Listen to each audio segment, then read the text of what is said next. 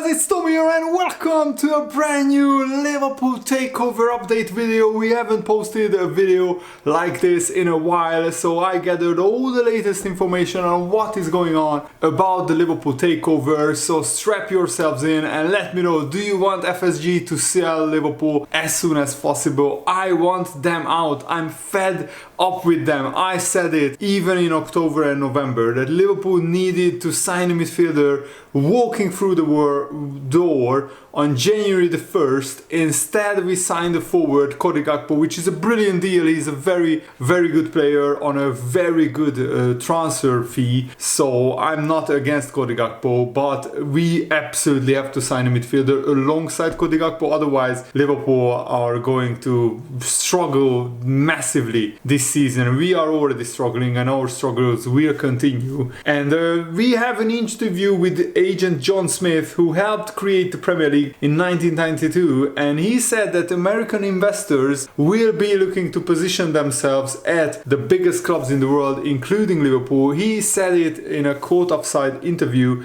There's a swirl of Middle Eastern money along with American money that is being lined up to globalize sport, and football is at the very top of that list. I think at the very top, even fans could see another Super League breakaway attempt, which I don't want to happen, just to interject there, but potentially funded by those in the Middle East, as opposed to the previous attempt that was backed by American company JP Morgan. There is definitely going to be some big global movements, which is one of the reasons why I think American investors will be looking to position themselves at some of the biggest clubs, Liverpool and Manchester United included. Man United potential sale and the Liverpool potential sale is still in the works. There is a lot of American interest, and when it comes to valuation, he would be surprised if Liverpool isn't sold for more than 3 billion, and Man United could be sold for more than 5 billion according to this agent. So what do you think about that? Do you think that's a good news for Liverpool, or that American investment is really interested in buying Liverpool or not? Let me know. And we have a major breaking news that the owners of Paris Saint-Germain, the Qatari Sports Investment Group, which is a subsidiary of the Qatar's sovereign wealth fund, they have been the owners of PSG since 2011, and they are looking for minority investment opportunities. And according to CBS Sports, they have held exploratory talks with Tottenham Hotspur chairman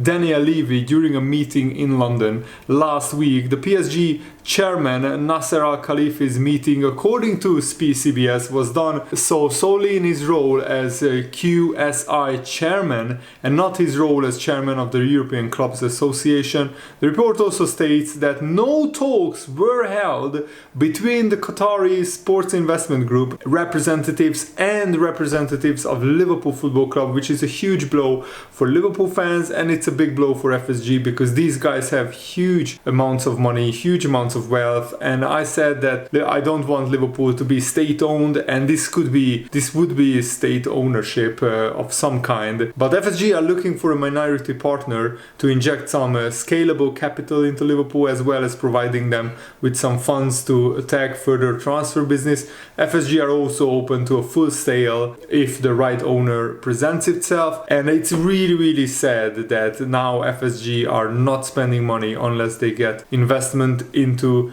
Liverpool and into their, the FSG project, because Liverpool have enough money to spend on the January transfers, on strengthening the team. So the fact that FSG are not willing to sanction another January transfer is really poor form on them, and I want them gone as soon as possible, because I think they are right now not the right owners for Liverpool, because Liverpool need massive investments. We need to spend 250 million pounds on just the midfield reinforcements alone. And another blow to Liverpool is that the Indian billionaire Mukesh Ambani, he owns Reliance, a new relatively new company, which of course has telecommunications company Geo Platforms under their umbrella, and they have sponsored Manchester City. So not the Indian billionaire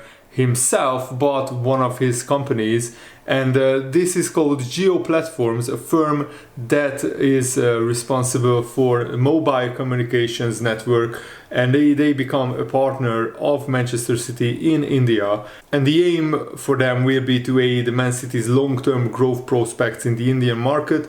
So that's another avenue where Liverpool was wishing, Liverpool probably was thinking we could get some investment from this Indian billionaire, but instead he chose to sponsor Manchester City. So that's another further blow to Liverpool fans worldwide, in my opinion. And Ben Jacobs, a journalist, also is reporting that Qatar sports investments are ramping up efforts to find another team to minority invest in. This year they are actively talking to English Premier League clubs, including Tottenham. Nasser Al-Khelaifi met with Tottenham chairman Daniel Levy earlier this week to hold an exploratory meeting, and Ben Jacobs also claimed that it is very early stages. Initial talks, which took place in London a few days ago, are just the start of the investment group assessing all options and the clubs, but they are expected to make an ambitious multi-club investment in 2023, and there have been no talks with Liverpool. And this last part is really painful to me,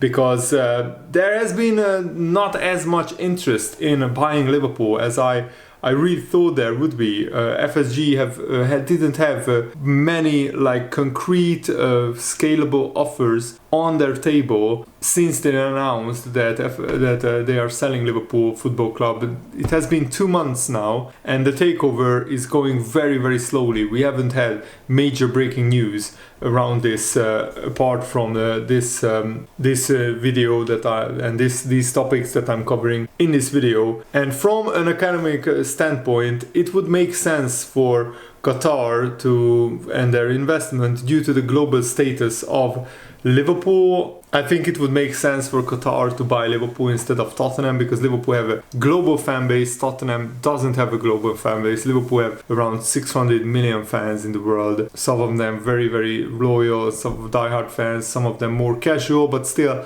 the numbers are there for Liverpool and the numbers aren't there for Tottenham. So I'm not sure why they are talking with Tottenham chairman and not with Liverpool at the moment. And this is also worrying for Liverpool in another sense, that Tottenham are a pretty big and ambitious club, but they are not financially powerful enough to compete with Manchester United and Man City. But if Qatar gets involved with Tottenham in the Premier League, then imagine Tottenham with a lot of money. They have a world-class manager like Antonio Conte. They already have world-class players like Harry Kane, Huminson, and others, but not that many. And if Tottenham get the right kind of investment, they could overtake Liverpool and finish above Liverpool for the next few years, and that could be another club that just goes past and races past Liverpool with big investment. Already it's very worrying that finally Man United have a competent manager, and it looks like their transfer strategy is getting more polished, and once Man United sign the right kind of players, they will be a great team, because they always have an incredible amounts of money.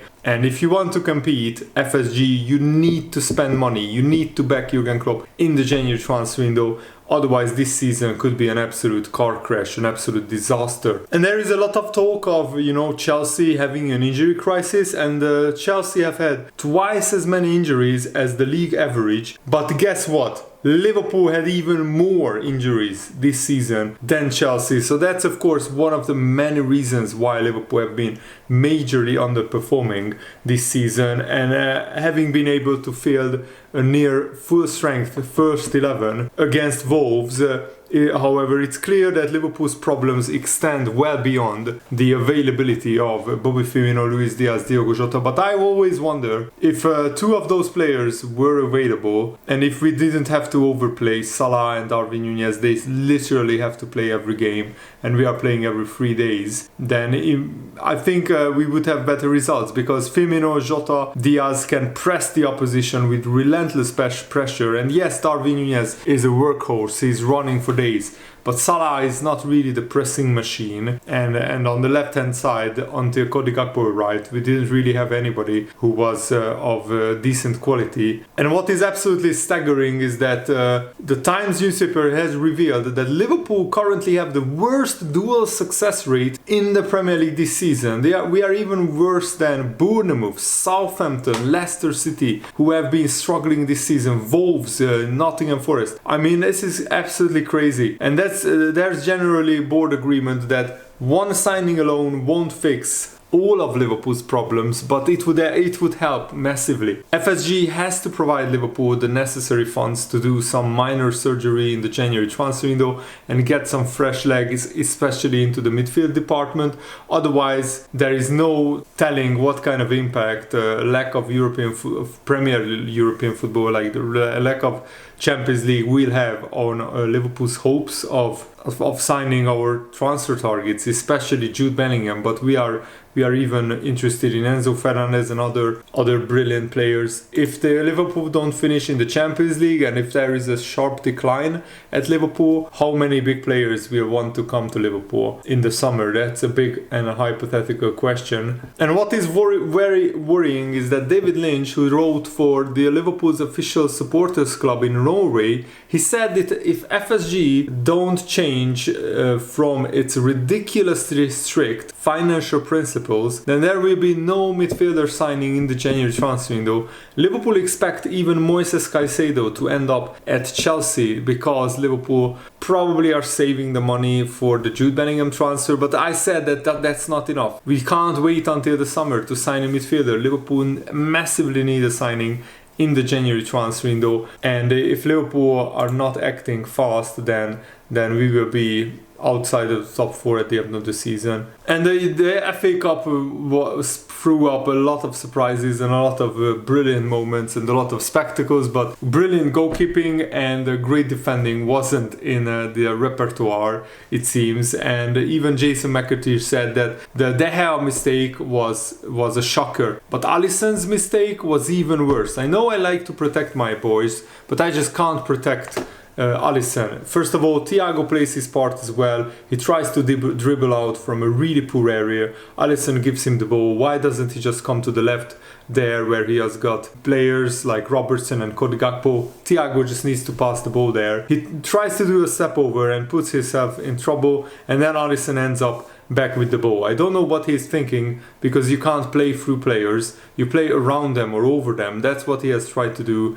and he has been punished by conceding a goal, and I can't defend him because it was very sloppy and very poor. And after that, Liverpool's confidence eroded, and we looked very nervous, very agitated, very not calm, not cool. It showed, and we got lucky with the offside decision, because on another day Wolves could have knocked Liverpool out of the FA Cup. They already knocked Liverpool out twice in the last 5 years, so the replay will be very, very tough, but the Brighton game will be even tougher in a few days. So I'm looking forward to it in a weird way, because it's always a pleasure to watch Liverpool, but it's also very stressful nowadays, it's very painful nowadays, and I just hope that Jurgen Klopp and the Liverpool players can tweak the tactics a little bit so it suits more Liverpool's current players, because to press with intensity isn't working at the moment, because Liverpool can't do that properly like they used to.